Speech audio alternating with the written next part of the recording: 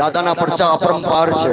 દાદાએ બધાને ખોળા ભરી ભરીને આપ્યું છે, ખૂબ આપ્યું છે, ખૂબ એટલે અપરંપાર આપ્યું છે. અને પ્રત્યેક માણસની જ્યારે જીવનની એની હાલવાની વેળા થી અત્યાર સુધીના સમયમાં આપણા દાદાના ગોઠીઓ ખાલી વિચારે કે આપણે સમય પ્રમાણે ક્યાં હતા, અત્યારના 2025 અને આ છઠ્ઠો મહિનો એમાં અત્યારના આપણે ક્યાં છીએ. તો એમાં આપણી આવડત, આપણી બુદ્ધિ, આપણી એટીટ્યુડ કામ નથી કરતું, પણ શું કામ કરે? તમે આપેલા ભગવાનનું ભજન કામ કરે છે. મારો બાપ, તમે આપેલી સેવા કામ કરે છે. પરમાત્માને સેવા તમે આપો ને એટલે પરમાત્મા તમારી માટે, તમારી પેઢીઓ માટે હાજર થઈ જાય. હા, તમારા પાછલા કામ કરી દે.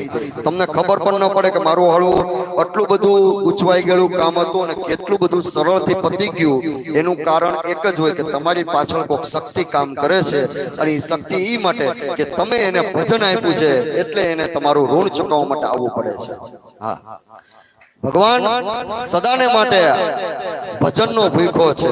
ધ્યાન રાખજો, કળિયુગમાં જો બ્રહ્માસ્ત્ર હોય તો એક જ વસ્તુ છે, ભજન અને ભક્તિ અને સ્મરણ, ઈશ્વરનું સ્મરણ. ઈશ્વરના દર્શન મહત્વ નથી, ઈશ્વરની પૂજા મહત્વની નથી, પણ કળિયુગમાં એક જ વસ્તુ મહત્વનું કીધું છે, ભગવાનનું ભજન અને ભગવાનનું સ્મરણ.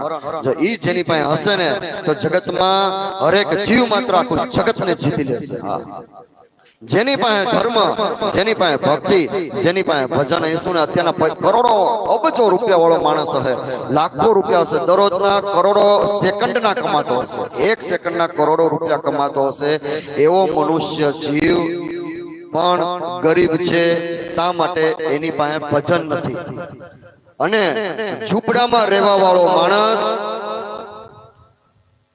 50-100 રૂપિયાનું તેલ લઈ અને 2 ચમચી મા જગદંબાનો કુળદેવતાનો દીવો કરે તો એ અબજો રૂપિયા વાળા કરતા ખૂબ પૈસાદાર છે, કારણ કે એની પાસે ભજન છે.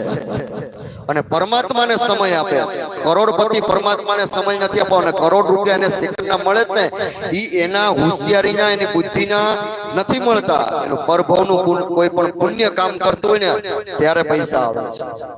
અને જ્યારે ગરીબ માણસ પાસે પૈસા નથી પણ ભજન કરે છે, ઘણા પાસે પ્રશ્ન હોય કે ગરીબ માણસ પાસે ભજન કરે પણ પૈસા કેમ નથી? એનું કારણ એ છે કે કોઈ પણ પરભવનું એવું પુણ્ય હોય, એવું કોઈ પણ નાનું એવું પણ પાપ કરેલું હોય ને, જ્યાં સુધી પૂર્ણ ન થાય અને પુણ્યનો કાંટો જ્યાં સુધી ન આવે ત્યાં સુધી એને એ વસ્તુમાં ભોગવવું પડે ને ભોગવવું પડે. કરોડો રૂપિયા હોય અને જ્યારે પાપનો સમય ચાલુ થાય, પાપનો કાંટો ચાલુ થાય, પછી તમે એની દશા જોજો, કેવા કેવા રોગ ઉત્પન્ન થાય. અને જ્યારે નાના ઝૂંપડામાં રહેવા વાળો માણસ એનું પાપ, કોઈ પણ ભવનું પાપ જ્યારે પૂર્ણ થવાની તૈયારી હોય અને પુણ્ય જાગૃત થવાની તૈયારી હોય, અને એ કાંટો જ્યારે ફરે ને ત્યારે ઓચિંતાના એને ક્યાંથી પૈસા આવી જાય, ક્યાંથી બુદ્ધિ આવી જાય, ક્યાંથી આવડત આવી જાય, ક્યાંથી કમાવા માંડે, અને ટૂંક સમયમાં 2-5 વર્ષમાં લાખોપતિ, કરોડોપતિ, અબજોપતિ થઈ જાય, અને એના ઘરે ગાડીઓ ભરતી થઈ જાય. પેલા સાયકલના ફાફા હોય, એ પુણ્ય. માણસની બુદ્ધિ કામ નથી કરતી, પરમાત્માની બુદ્ધિ કામ કરે છે. એટલે ધ્યાન રાખજો મહારાજ કે ગમે ત્યારે ક્યારેય પણ અંધવિશ્વાસ કે અંધશ્રદ્ધામાં પડતા નહીં.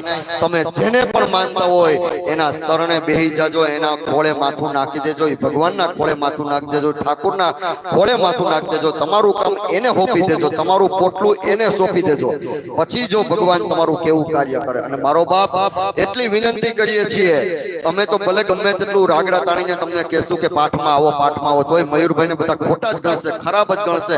કાંઈ વાંધો નહીં, જેટલા અમને તમે ખરાબ ગણો એટલી અમારી પ્રતિષ્ઠા, યશ, કીર્તિ એટલી વધે છે. ક્યાં મયુરભાઈ નાનો એવો બાળ હતો ને અત્યારના ક્યાં ને ક્યાં તમે મને પહોંચાડ્યો છે. હા, પણ એ તમારા બધા ના પ્રેમ અને લાગણી, તમે બધી જે મને પ્રેમ ને લાગણી આપો છો કે આ તો ભાઈ ખોટા ગોળા ફેંકે છે, આ બધું આપણે સાંભળવા આવવું પડે છે, આ બધું અમે સાંભળીને થાયકા છીએ, તો તમે બધું કયો ને મારી પ્રતિષ્ઠા વધે, કેમ કે મને નહીં, મારા હનુમાનજી મહારાજ ને ખેતલિયા દાદાને તમારા શબ્દો કયો છો. હા, અને કેવા જ જોઈએ, કારણ કે તમે કહેશો તો જ મારી ઉન્નતિ, પ્રગતિ, નામના, પ્રતિષ્ઠા, યશ અને કીર્તિ એ બધી જ વસ્તુ વધશે. કેમ રેકડી વાળાને આપણે કાંઈ નથી કહેતા? નાનામાં નાનો ગરીબ માણસ હોય, આપણે આપણા ઘરે આખો દિવસમાં ઘણા ભિખારી આવે છે, આપણે દુકાને ઘણા માગવા વાળા આવે છે, કેમ એનું આપણે કાંઈ નથી કહેતા? કારણ કે એ આપણી નજરમાં નથી. અને જે માણસ 24 કલાક આપણા હૃદયમાં બિરાજમાન હોય ને એનું જ આપણે બોલીએ છીએ. હા, એટલે સમજી લેવાનું કે તમે એટલા બધા મને પ્રેમ કરો છો ને કે તમારા હૃદયમાંથી હું નીકળી શકતો નથી. હા, અને સદાને માટે એવી રીતના જ રાખજો કે તમારા હૃદયમાં અમને બિરાજમાન થાય. હા, તો જ અમને અતિ આનંદ મળે. મહારાજ આવો 7મી હનુમાન ચાલીસા મારા વરુણ દેવને મનાવવા માટે વરુણ દેવને પ્રાર્થના કરીએ. હે પ્રભુ, ઉનાની ભૂમિ ઉપર તમારું ભાવ ભર્યું